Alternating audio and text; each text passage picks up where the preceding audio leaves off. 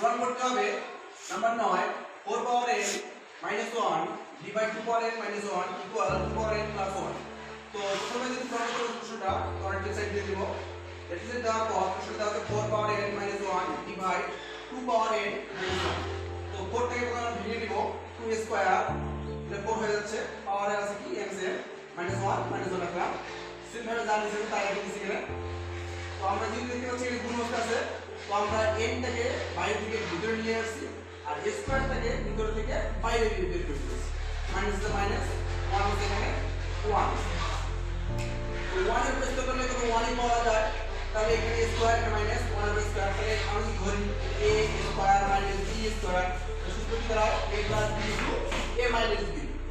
নিচে আমরা লিখলাম, তো স্কয়ার সূত্র a plus b into a minus b is the তাই রেখে দিছি।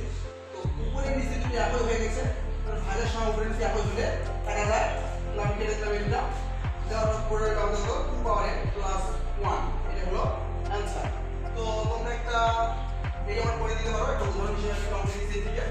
তো 9 পাওয়ার n minus 1 ডিভাইড 3 পাওয়ার n minus 1